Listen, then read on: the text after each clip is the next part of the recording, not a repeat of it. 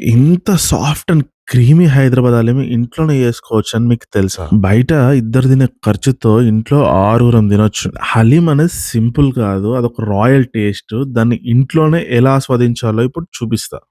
ముందుగా 2 చెంచాల పెసరపప్పు, చెంచాడున్నర శనగపప్పు, 2 చెంచాల ఎర్రపప్పు, చెంచాడున్నర గుండు మినపప్పు, 2 చెంచాల బాస్మతి బియ్యం, 1 కప్పు దొడ్డు రవ్వ. ఇప్పుడు దాంట్లో గ్లాసెడు నీళ్లు పోసుకొని మంచిగా 4, 5 గంటల పాటు నాననివ్వాలి. ఇప్పుడు కుక్కర్ తీసుకుందాం. కుక్కర్‌లో 4, 5 చెంచాల నెయ్యి వేసుకోవాలి. దాంట్లో ఒక 70 గ్రాముల కాజు వేసుకొని మంచిగా దోరగా వేయించి పక్కన పెట్టుకోవాలి. ఇప్పుడు కుక్కర్‌లో మళ్ళీ 4, 5 స్పూన్ల నూనె వేసుకోవాలి. నూనె వేడెక్కిన తర్వాత 2 ఇంచుల దాల్చిన చెక్క, 5 లవంగాలు, ఒక అనాస పువ్వు, ఒక 6 తోక మిరియాలు, 4 యాలచ్చీలు, కొంచెం బండపువ్వు, 1 టేబుల్ స్పూన్ మిరియాలు.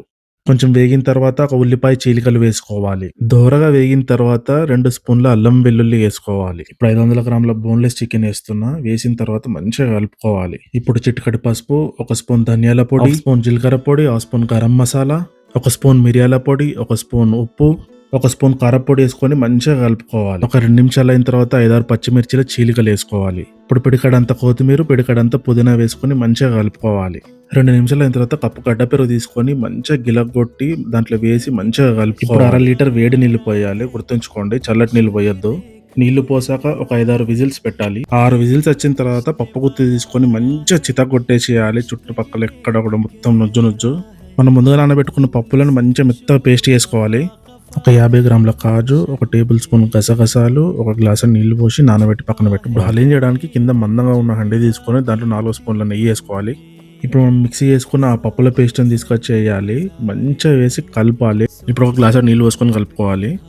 ఒక 7 నిమిషాలు అయిన తర్వాత మనం చితగొట్టి పెట్టుకున్న చికెన్ తీసుకొచ్చి ఇప్పుడు దీంట్లో వేయాలి. జాగ్రత్తగా ఇక్కడ నుంచి స్టార్ట్ అవుతుంది. ఇది మంచిగా కలుపుతా ఉండాలి. మనం ఎంత మంచిగా కలిపితే అంత మంచిగా ఉంటుంది. ఒక 15 నిమిషాలు అయిన తర్వాత కాజు గసగసాలు పేస్ట్ తీసుకొని ఇప్పుడు దాంట్లో వేయాలి.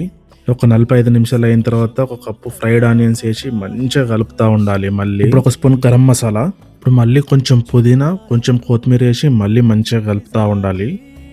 ఇప్పుడు ఒక 4 స్పూన్ల నెయ్యి వేసి మళ్ళీ మంచిగా కలుపుతా ఉండాలి. చివరిలో 1 కప్పు పాలు పోసుకోవాలి. అది ఫ్లేవర్స్ని మంచిగా పట్టుకుంటుంది. ఇంట్లో చేసిన దానికి బయట చేసిన దానికి చాలా తేడా ఉంటుంది. బయట 50% మీట్ కూడా ఉండదు. మనం ఇంట్లో మంచిగా చేసుకొని తినచ్చు.